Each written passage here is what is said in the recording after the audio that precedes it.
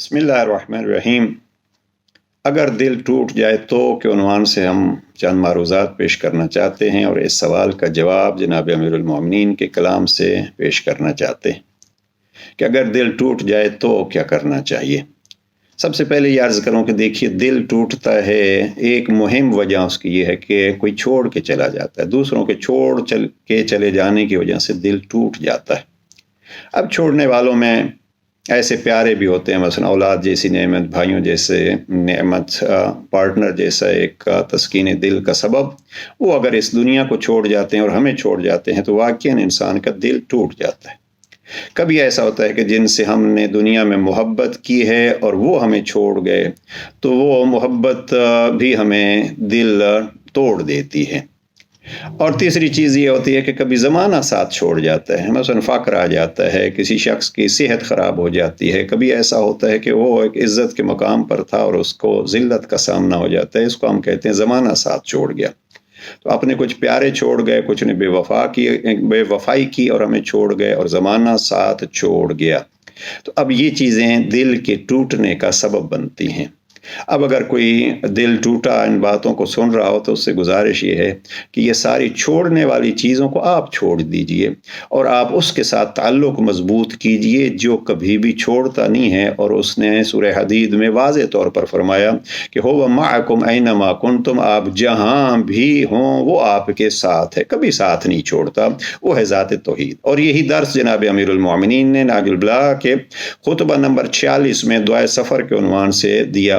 امام فرماتے ہیں کہ پروردگار، میں سفر میں ہوں تو میرے ساتھ ہے، اور وطن میں میرے بچوں کے ساتھ بھی تو ہے، اور یہ تو ہی ہو سکتا ہے کہ سفر میں مسافر کے ساتھ ہے، وطن میں اس کے بچوں کے ساتھ ہے، لہٰذا ضروری یہ ہے کہ ہم تعلق اس سے جوڑ لیں جو کبھی چھوڑتا نہیں ہے۔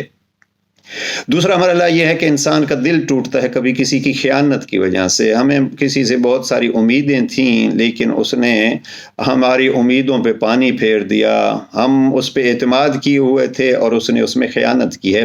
تو اب اس میں بھی یہی ہنر ہوگا اور یہی اس کا علاج ہوگا کہ اس سے تعلق جوڑ لیں کہ جس نے واضح کہا ہے لا تقنطوا من رحمت اللہ، آپ جتنی بھی خطائیں کرتے رہیں گے، میرے ساتھ بھی میرے مقابلے میں خدا بن بیٹھیں گے تو میں تب بھی آپ کو مایوس نہیں کروں گا، میرے جو وعدے ہیں میں ان وعدوں کی خلاف ورزی نہیں کروں گا۔ تو خلاصہ یہ ہوا کہ اگر کسی کا دل ٹوٹ جائے تو اس ٹوٹے ہوئے دل کو اپنے تسکین کے لیے اس ذات سے تعلق جوڑ لینا چاہیے کہ جو کسی کو اکیلا چھوڑتا نہیں ہے۔ دوسرا مرحلہ یہ ہے کہ اگر کسی کا دل ٹوٹا ہوا ہے تو جناب امیر علیہ السلام کا یہ فرامین کا حصہ بہت وسیع ہے۔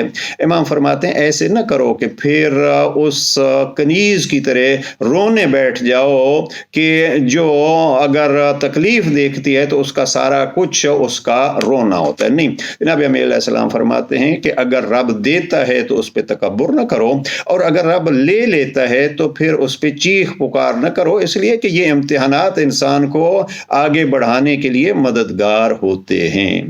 دوسری چیز، جو دل کے ٹوٹنے کی صدائیں اگر کوئی سن رہا ہو، ایک ٹوٹے ہوئے دل والا ہے، اس کی آہ ہے، اس کے آنسو ہیں، تو اب جو اس کو دیکھ رہے ہیں یا جو اس کو سن رہے ہیں ان کا فریضہ کیا ہے؟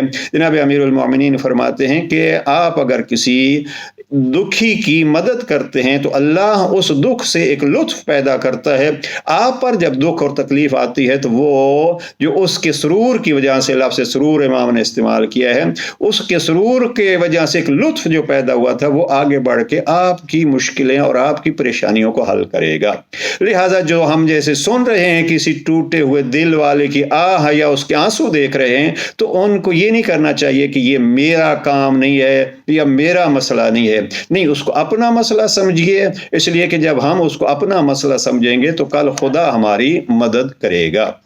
یہ دوسرا پہلو ہے، اور اس پہ جناب امیر علیہ السلام نے بہت ساری گفتگو کی ہے۔ ایک جگہ پہ جناب امیر علیہ السلام فرماتے ہیں یاد رکھ، جس شخص کو تو دیکھ رہا ہے اس کے حقوق کی ادائیگی حقیقت میں اللہ کے حقوق کی ادائیگی ہے۔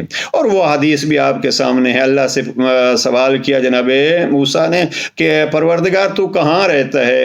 تو وہاں بڑا مشہور یہ جملہ ہے کہ میں ٹوٹے ہوئے دلوں میں رہتا ہوں۔ تو وہاں وہاں اگر ہم کسی ٹوٹے ہوئے دل کی مدد کریں گے تو گویا وہاں ہمیں بھی اللہ مل جائے گا۔ اور تیسری چیز، جس نے دل توڑا ہے اس کے لیے بس اتنا عرض کر دوں، اگر کسی کا دل توڑ چکے ہو تو شاید سب سے بہتر علاج بھی آپ کے پاس ہوگا، اس لیے کہ یہ دل ایسی چیز ہے، آج آپ نے کسی کا توڑا ہے تو کل کوئی آپ کا دل توڑ دے گا۔ لہذا اپنے دل کے ٹوٹنے سے پہلے جس کا دل آپ کی وجہ سے ٹوٹ چکا ہے اس کے دل کو علاج کیجئے، دوا کیجئے، تو آپ کا دل بھی انشاءاللہ آئندہ ٹوٹنے سے محفوظ رہے گا۔ پروردگار فرامین پروردگار پہ اور جناب علی مرتضیٰ کے ان اقوال پہ عمل کی توفیق نصیب فرمائے۔ والسلام علیکم ورحمۃ اللہ۔